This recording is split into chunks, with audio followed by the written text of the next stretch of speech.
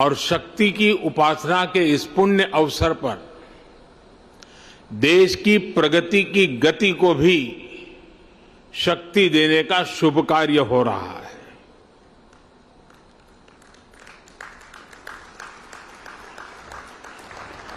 ये समय भारत की आजादी के 75 वर्ष का है, आजादी के अमृत काल का है।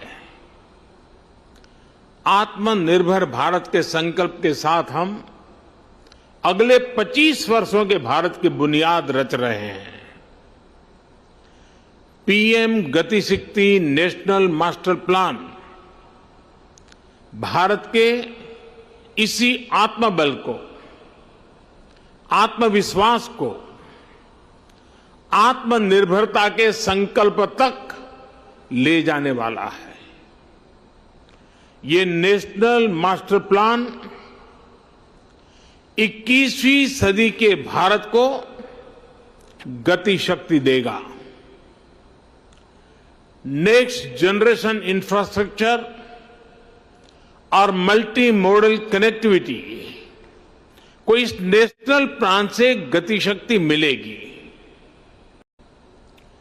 इंफ्रास्ट्रक्चर से जुड़ी सरकारी नीतियों में प्लानिंग से लेकर एग्जीक्यूशन तक को ये नेशनल प्लान गति शक्ति देगा। सरकार के प्रोजेक्ट्स तय समय सीमा के भीतर पूरे हों, इसके लिए ये गति शक्ति नेशनल प्लान सही जानकारी और सटीक मार्गदर्शन करेगा। गति शक्ति के इस महाअभियान के केंद्र में हैं भारत के लोग, भारत की इंडस्ट्री, भारत का व्यापार जगत, भारत के मैन्युफैक्चरर्स, भारत के किसान, भारत का गांव।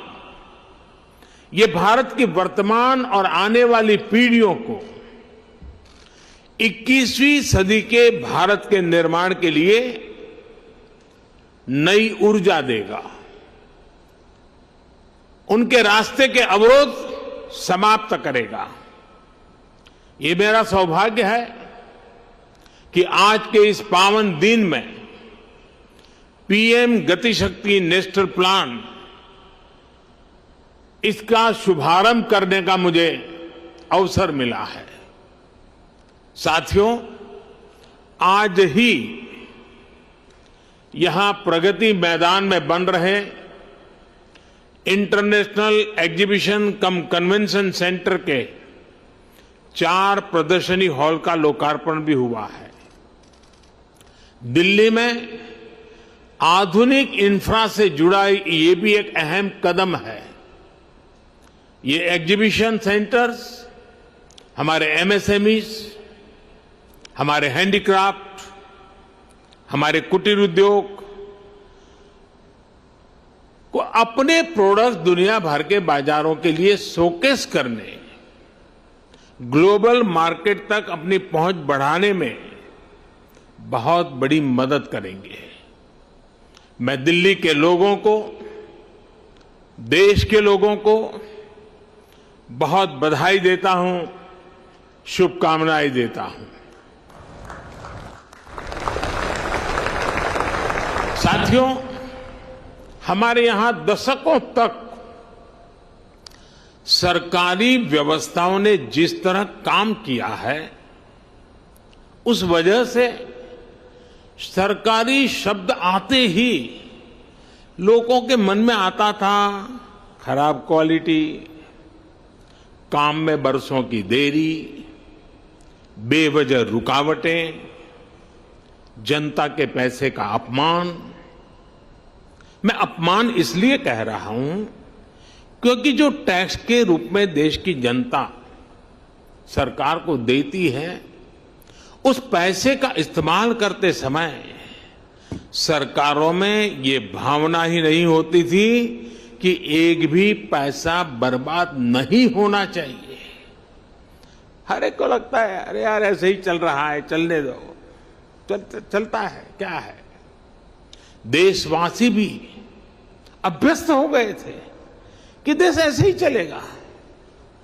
वो परेशान होते थे, दूसरे देशों की प्रगति देख उदास होते थे और इस भावना से भर गए थे कि कुछ बदल नहीं सकता। जैसा अभी हम वीडियो में भी देख रहे थे, हर जगह नजर आता था work in progress, work in progress. लेकिन वो काम कभी पूरा होगा भी या नहीं, समय पर पूरा होगा या नहीं, ये लेकर कोई विश्वास जनता के मन में नहीं था। वर्क इन प्रोग्रेस का बोर्ड एक तरह से अविश्वास का प्रतीक बन गया था। ऐसी स्थिति में देश प्रगति कैसे करता?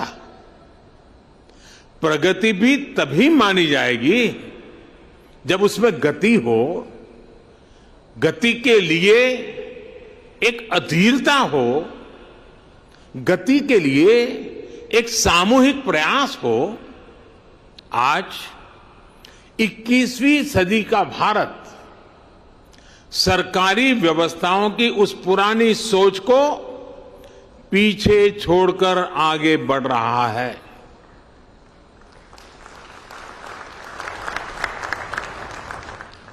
आज का मंत्र है will for progress, work for progress, wealth for progress, plan for progress, preference for progress. हमने न सिर्फ परियोजनाओं को तय समय सीमा में पूरा करने का वर्क कल्चर विकसित किया, बल्कि आज समय से पहले प्रोजेक्ट पूरे करने का प्रयास हो रहा है।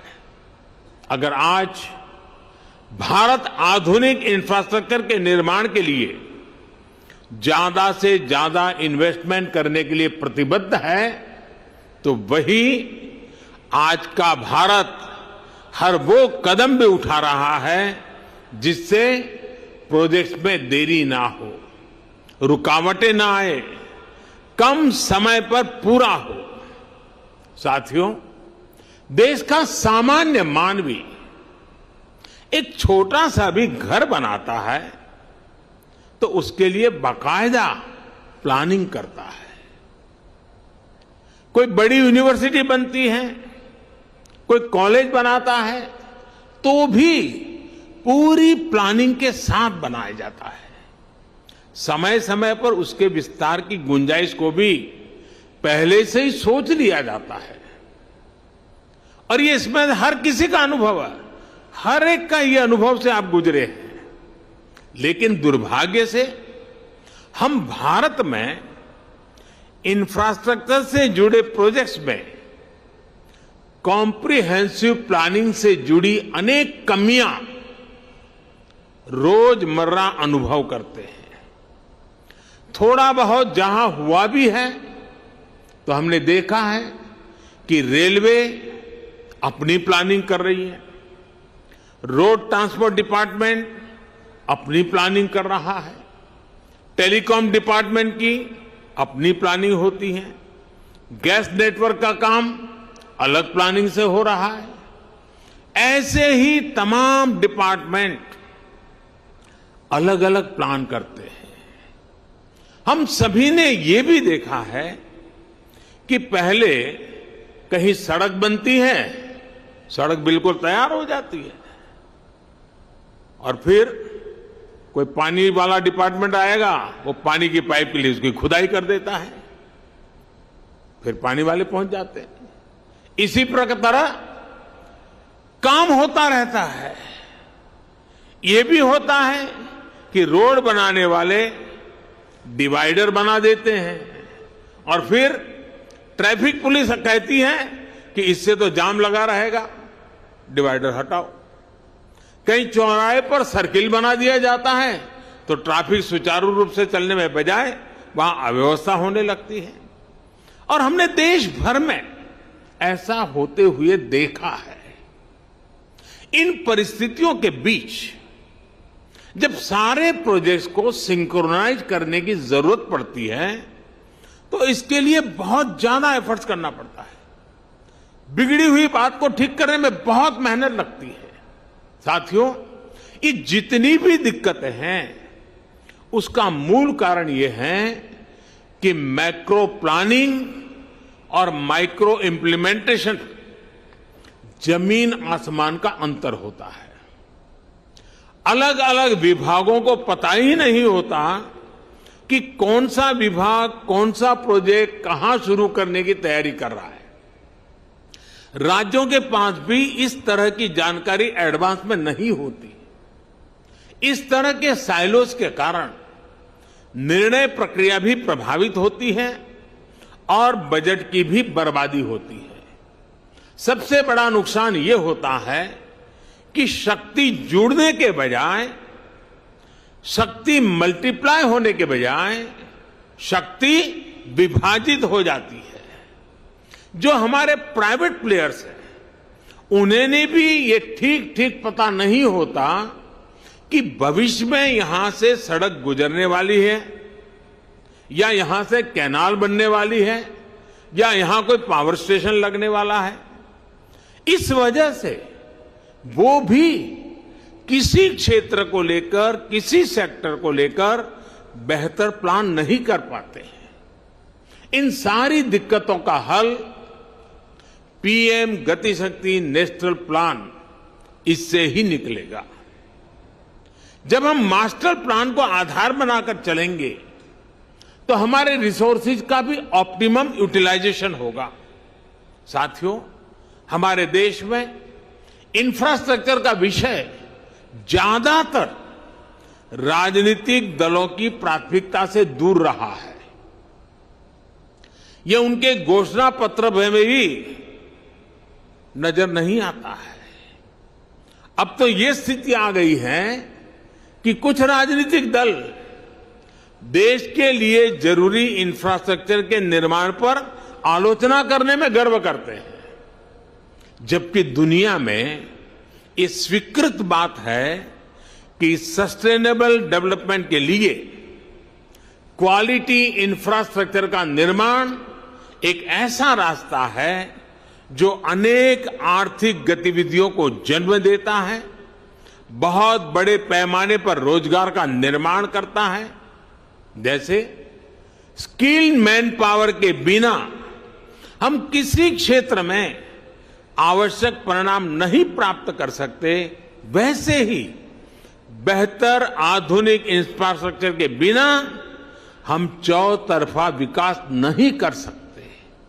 साथियों, राजनीतिक इच्छा शक्ति की कमी के साथ ही देश के इंफ्रास्ट्रक्चर डेवलपमेंट को सबसे ज्यादा नुकसान पहुंचाया सरकारी विभागों के बीच आपसी तालमेल की कमी ने, आपसी खींचतान ने।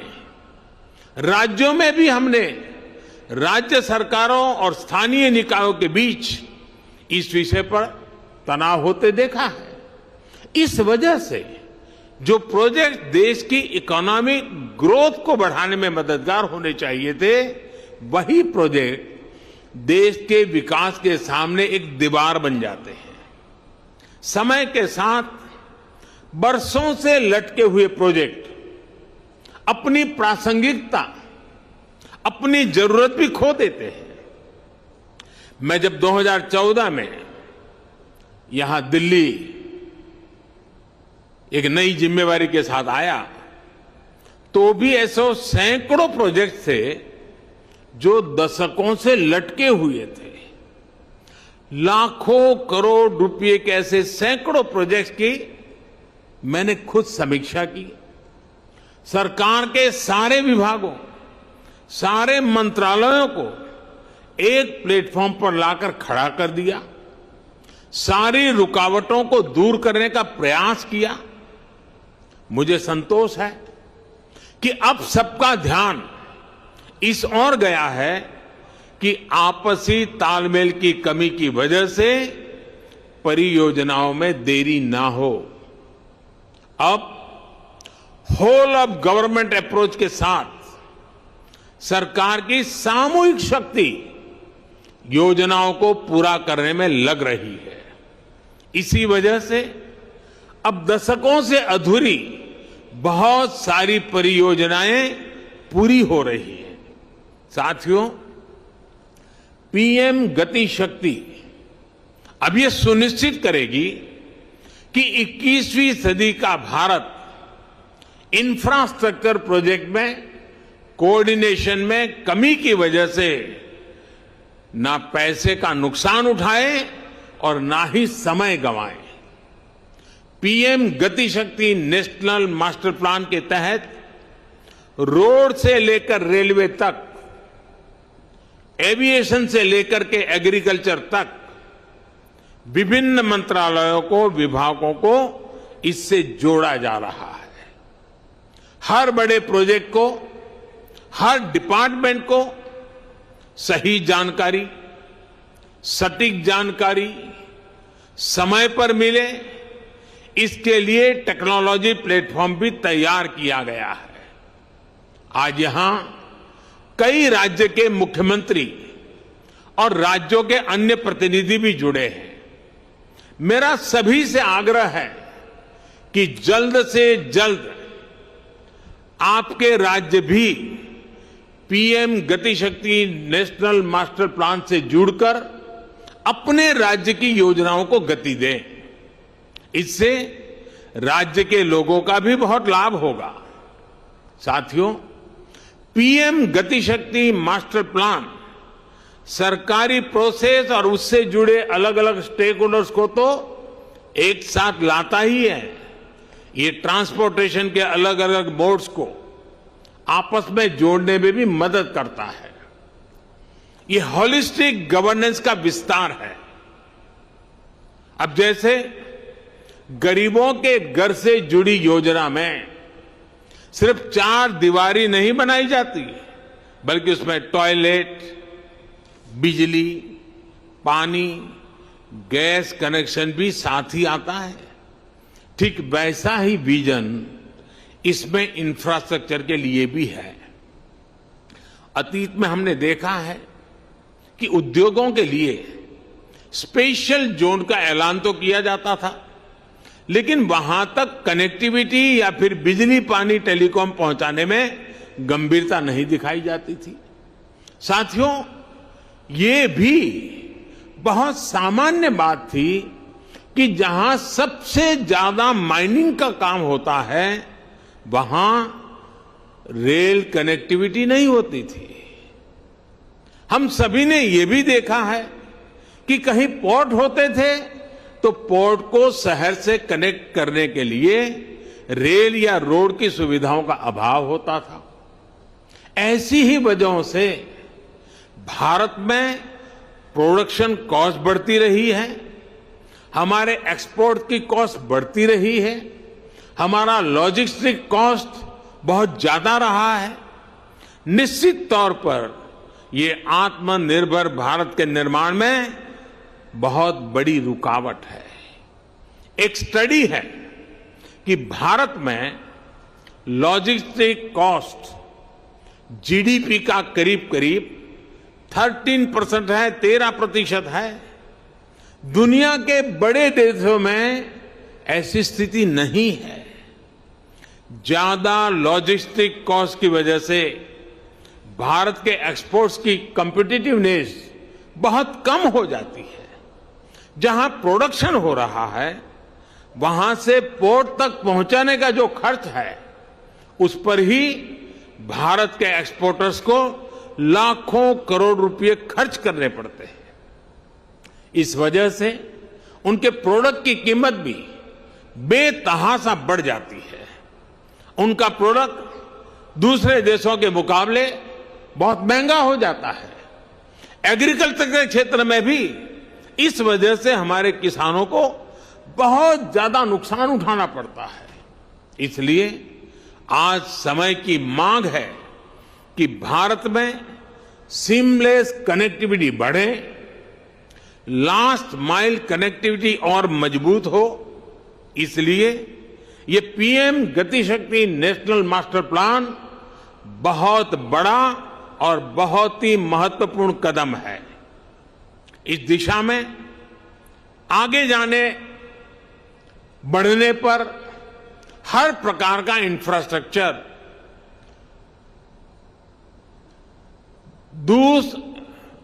दूसरे इंफ्रास्ट्रक्चर को सपोर्ट करेगा, उसका पूरक बनेगा। और मैं समझता हूं हर कारण, हर स्टेक होल्डर को भी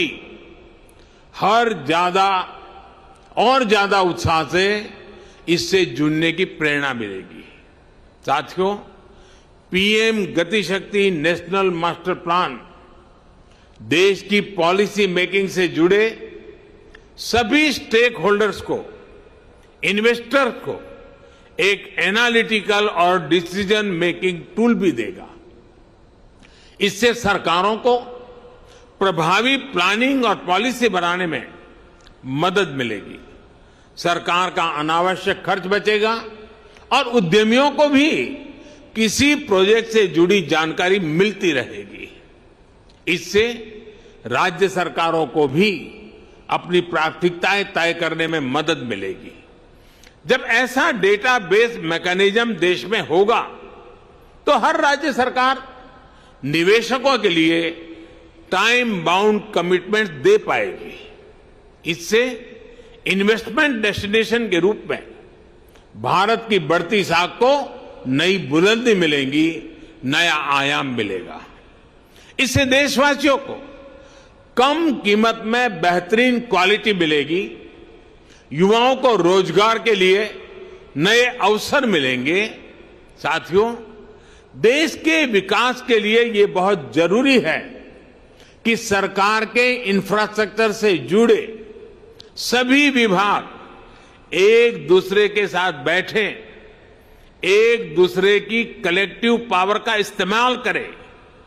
बीते वर्षों में इसी अप्रोच ने भारत को अभूतपूर्व गति भी दी है। पिछले 70 वर्षों की तुलना में आज भारत पहले से कहीं ज्यादा स्पीड और स्केल पर काम कर रहा है।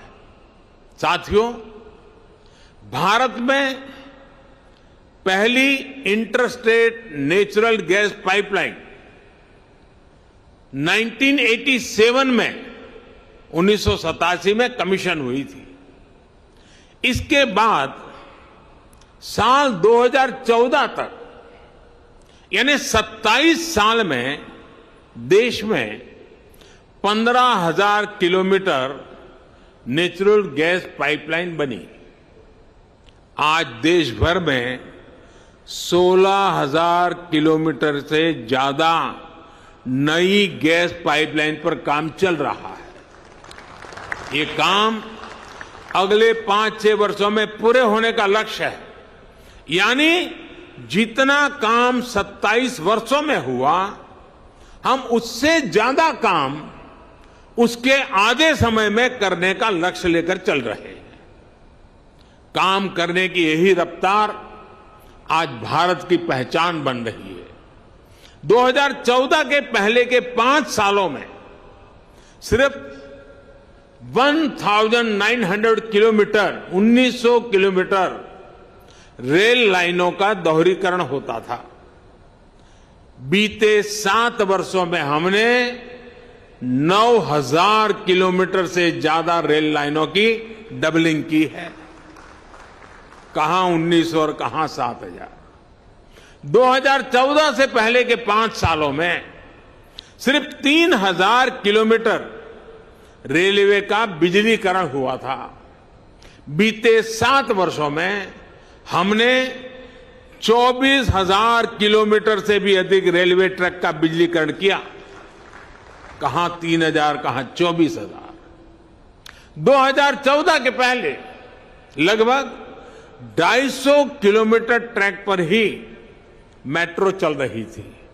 आज 700 किलोमीटर तक मेट्रो का विस्तार हो चुका है और 1,000 किलोमीटर नए मेट्रो रूट पर काम चल रहा है। 2014 के पहले 5 सालों में सिर्फ 60 पंचायतों को ही 60 पंचायतों को ही ऑप्टिकल फाइबर से जोड़ा जा सका था। बीते 7 वर्षों में हमने 1.5 लाख से अधिक ग्राम पंचायतों को ऑप्टिकल फाइबर से कनेक्ट कर दिया है। कनेक्टिविटी के पारंपरिक माध्यमों के विस्तार के साथ साथ इनलैंड वाटरवेज और सी प्लेन्स नया इंफ्रास्ट्रक्चर भी देश को मिल रहा है।